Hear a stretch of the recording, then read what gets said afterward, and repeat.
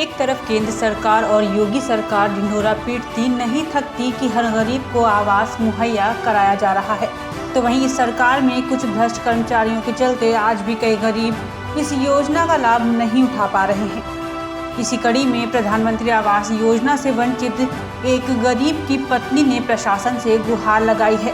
आपको बता दें, प्रार्थी मिट्टी से बने कच्चे घर में रहता है जिसके सर पर छत भी नहीं है, लेकिन फिर भी प्रार्थी अभी तक आवास योजना से वंचित है। प्रार्थी का आवास प्लस की सूची में नाम होने के बाद भी ब्लॉक के अधिकारियों द्वारा सूची में नाम न कहकर बात को टाल दिया जाता है।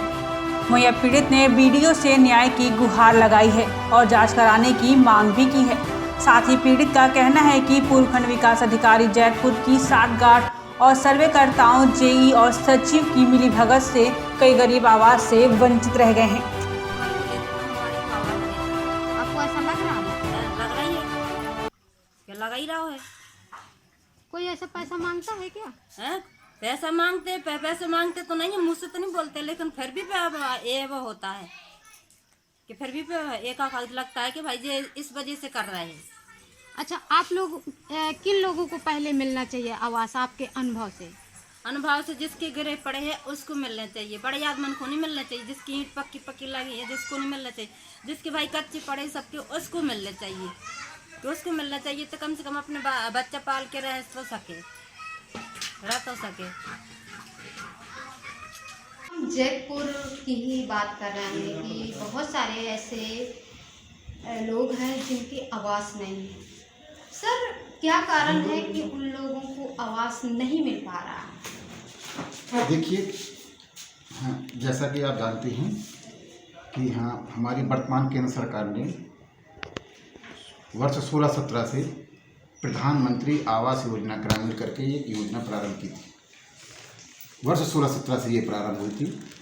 इसमें सरकार ने हमारी ये लक्ष्य रखा था कि हमको 2022 तक सभी व्यक्तियों को कम से कम उसको एक पक्का घर उपलब्ध कराना है, जिससे कि बरसात से और कम से कम उसकी अग्नि वगैरह से इन सबसे सुरक्षा हो सके। वो करके 2022 तक सबको लक्ष्य एक आवास उपलब्ध कराने का प्रत्येक परिवार को निर्धारित किया गया था।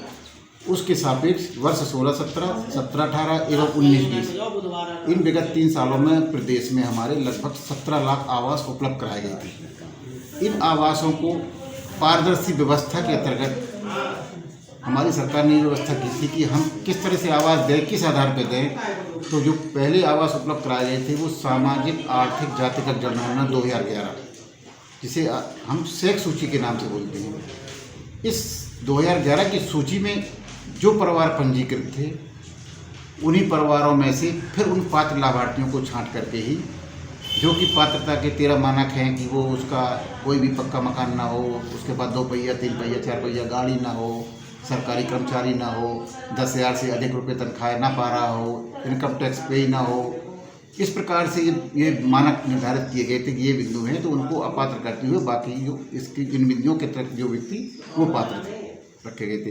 तो वर्ष 16-17, 17-18, 19-20 में ये सेक सूची के आधार पर आवास दिए गए।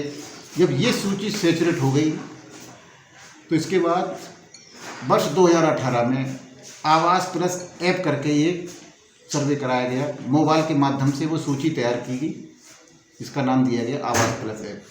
तो फिर अब वर्तमान में जो आवास दिए जा रहे हैं उसी आवास प्लस ऐप सूची में जो परिवार पंजीकृत हैं उसी सूची के अनुसार उनकी पात्रता की जांच करते हुए और इस साल उन पर आवास देना प्रारंभ कर दिया गया है।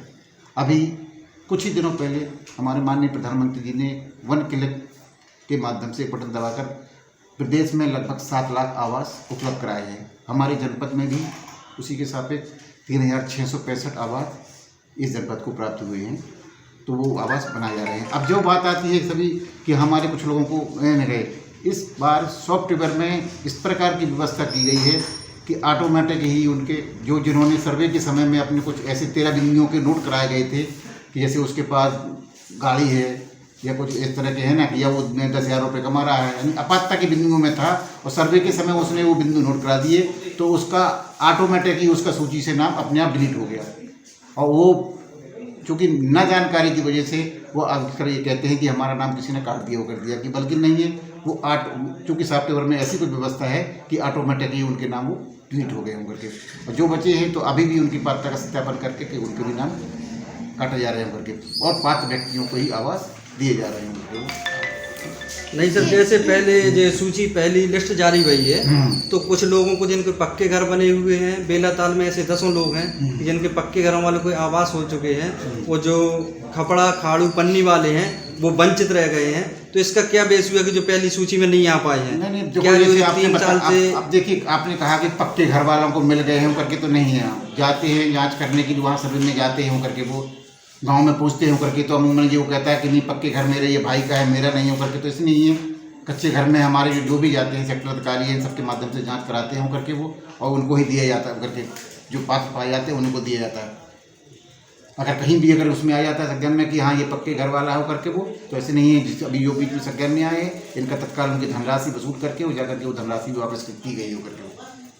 क्या जैतपुर से कुछ वापसी हुई है? हाँ, हमारे वहाँ इस विकासखंड से भी 2 लोगों का पैसा वापस किया गया है।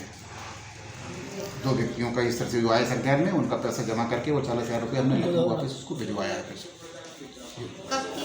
ये अभी हुआ है, 1 हफ्ते पहले ही, 1 हफ्ते पहले ही पैसा भिजवाया है। बेलाताल के किस गाँव से? ये 2 है हमारी, तो इनका है अभी चालू जी करके जी।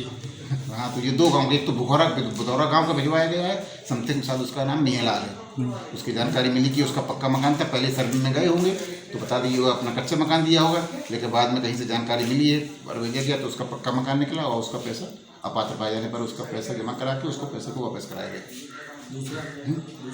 सर जैसे हम कुछ बेलाताल की ही खास बात कर रहे हैं कि बेलाताल में भी तो ऐसे नहीं, बेलाताल में हम बहुत देख सारे बने हुए हैं, तो क्या उनका भी वापस, यहाँ का भी वापस हुआ है खास बेलाताल का?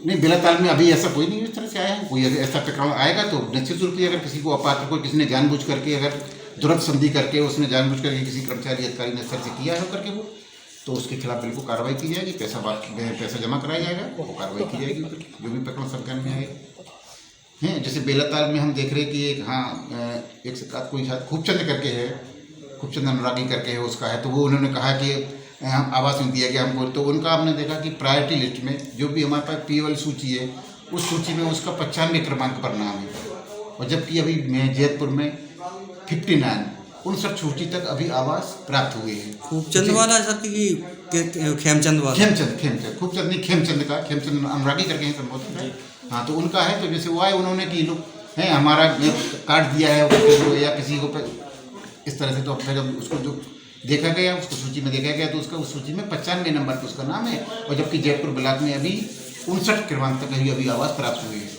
तो मतलब अभी उनका है, जैसे ही वरिष्ठ क्रम में उनका और आगे लक्ष्य मिलता है, वरिष्ठ क्रम में उनका आता है, उनको आवास। तो क्या सर जो खेमचंद जो छूट गया 95, तो दूसरा छूटा नहीं है? अच्छा। ये क्यों, ये इसको ये ना कहें कि छूट गया है भाई। जैसे आवास प्राप्त होते जा रहे हैं, बजट आता जा रहा है, आवास मिलते जा रहे हैं। छूटने की बात तो तब होती है कि जब हम उस क्रम को आगे छोड़ के आगे निकल जाएं, 95 से 96 को उसको दे दें, तब यह बात आएगी कि खेमचंद छूट गया है। एक बात हमारे माननीय क्षेत्रीय विधायक जी ने कहा था कि जो पहले प्रथम वरीयता उनको लेने खपड़ा कारोबार, तो इसका कोई प्रावधान नहीं आया सिस्टम में क्या? नहीं, अब ये इसके उसमें तो नहीं है, क्योंकि ये तो उसमें हमने बताया ना कि ये जो सूची जो वरीयता क्रमांक बना हुआ है वो सॉफ्टवेयर में ऑटो जनरेट हुआ है। अच्छा, जो इसमें जनरेट हुआ, ये आपके सामने ये बुकलेट रखी हुई है, इसको देखना चाहेंगे आप, ऑटो जनरेट हुआ है, देखिए इसमें जो उसमें अपने आप रैंकिंग के पॉइंट ऑटो जनरेट हुई है, उसी से ये रैंकिंग के पॉइंट मिले हैं, वरीयता क्रम उससे ही ये क्लियर हुआ होगा।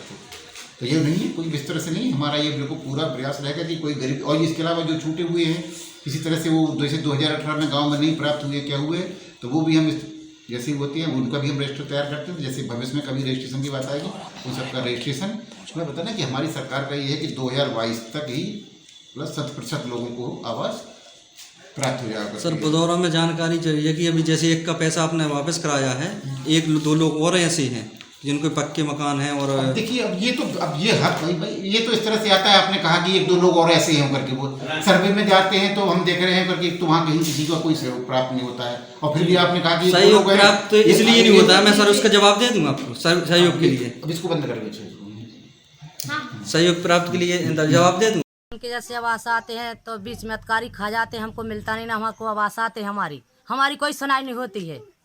हम क्या करें बताओ, ना हो तो हम अपने बाल बच्चे लेकर हम वहीं पहुँचे, फिर जब कहाँ तक ऐसी मुसीबत झेलूँ हम, है तुम बताओ कई बार नहीं कहाँ तक कहने का, नहीं तो हम बच्चा हमारे लाने मकान आते बीच के बीचों ही खा जाते हैं, जो हमारा बन नहीं पाता है आप नहीं क्यों तो ऐसा एहसास कर रहे हैं? तो क्या करें, मुसीबत हो रही, नहीं तो फिर अपने में बच्चे बाल बच्चे लेके हम वहीं जा रहे हैं, तो अपने बच्चा लेके क्या करें बताओ, जब कोई हमारी सुनाई नहीं हो रही है।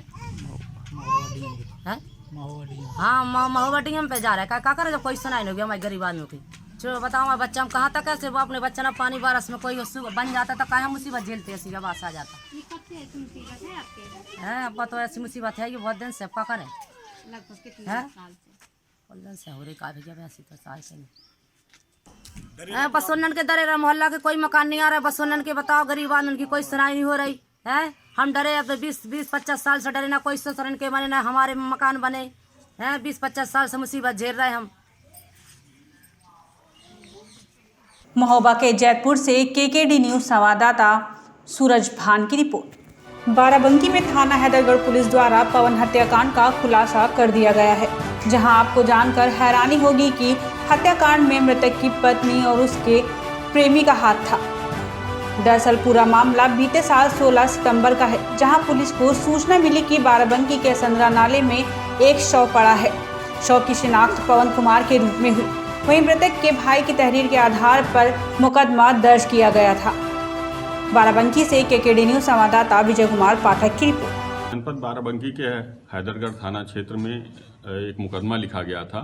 दिनांक 16/9/20 को एक पीपापुल बेहटा घाट थाना असंद्रा में एक बॉडी मिली थी और उसके पास एक मोटरसाइकिल मिली थी। इसी क्रम में एक मुकदमा थाना हैदरगढ़ में दर्ज किया गया था और अब उसका सफल अनावरण हुआ है। हमारी हैदरगढ़ थाना पुलिस और जो हमारी इंटेलिजेंस टीम है, हमारी सर्विलांस टीम है, इन सब ने मिल करके अथक प्रयास करके इस घटना को, जो ब्लाइंड मर्डर केस था, उसको वर्कआउट किया है।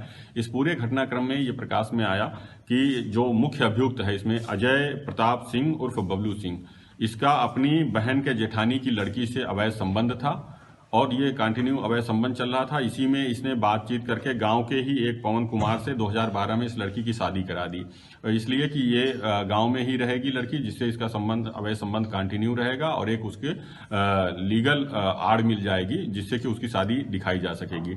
इसी बीच जो पवन था उसके घर में बंटवारा हो गया और इसके बाद उसकी आर्थिक स्थिति खराब हो गई और वो ड्राइवरी करने लगा। इसी क्रम में जो कुछ ज्वेलरी इस पवन कुमार को दी थी उसने, इसकी जिससे लड़की से अवैध संबंध था उसको कुछ ज्वेलरी दी थी, तो जो जिससे शादी कराई थी उसने वो ज्वेलरी भी बेच दिया और इस बात से ये काफी खफा हो गया कि उसका दिया हुआ सामान इसने बेच दिया है। फिर इसको उसने क्या बात किया कि इसको अगर यहाँ पे गांव में रह रहा है तो उसके अवैध संबंधों में बाधक भी बन रहा है और आर्थिक स्थिति भी खराब होती जा रही है, तो क्यों ना इसको कहीं बाहर भेज दिया जाए। तो ये एक कलीम निवासी भेलसर अयोध्या का रहने वाला है, जो एजेंट का काम करता है। उससे इन लोगों ने संपर्क किया और संपर्क करने के बाद उसको 70,000 रुपये फोटो और कागजात दिए कि पवन को वो लोग दुबई भेज दें। लेकिन इसी बीच लॉकडाउन लग गया, जिससे बाहर जाने का पूरा कार्यक्रम इन लोग का खत्म हो गया और वो यहीं पे रहा पवन।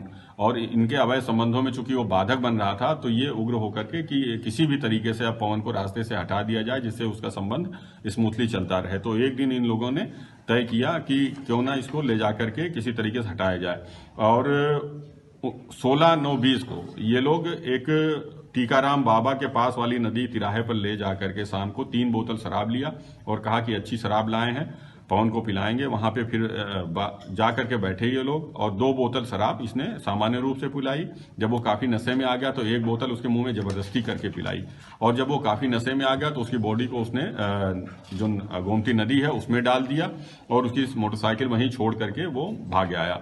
फिर पुलिस को इन्फॉर्मेशन मिली, पुलिस को इन्फॉर्मेशन दिया गया तो पुलिस ने वहां पे खोजबीन शुरू की और ये इतने साथी टाइप का था कि ये पुलिस की खोजबीन में भी लगातार वहां शामिल रहा, जाता रहा, घटनास्थल पे जाता रहा और आसपास घूमता रहा, जिससे इसको पूरी पुलिस की गतिविधियों की जानकारी होती रही। इसी तरीके से बचाव करता रहा। जब गहन पूछताछ और जीरोइंग करके पूरे मामले का गहन तरीके से एनालिसिस किया गया तो यही व्यक्ति प्रकाश में आया, अजय प्रताप सिंह उर्फ बबलू सिंह, और इससे गहन पूछताछ की गई तो इसने पूरा घटनाक्रम स्वीकार किया और बताया कि अवैध संबंधों में बाधक बनने के कारण इसने पवन कुमार की हत्या कर दी थी और उसका जो शव है वो गोमती नदी में डाल दिया था। अब ये पकड़ा गया है। इसके साथ जो इसकी जो संबंध थे जिस लड़की से वो भी पकड़ी गई है। अब उसको गिरफ्तार करके दोनों को जेल भेजा जा रहा है, विधिक कार्रवाई की जा रही है। सर, इस खुलासे में पुलिस टीम को कुछ पुरस्कार या हाँ, इस बहुत ही अथक प्रयास किया है हमारी हैदरगढ़ पुलिस ने, और काफी दिनों से पूरा ब्लाइंड मर्डर था, कहीं से कोई इसमें लिंक नहीं मिल रहा था। फिर भी काफी मेहनत करके और मुखबिरी के आधार पे और सर्विलांस के आधार पे इन्होंने ट्रैक किया है। मेरी तरफ से 15,000 रुपए का इनाम दिया जाए।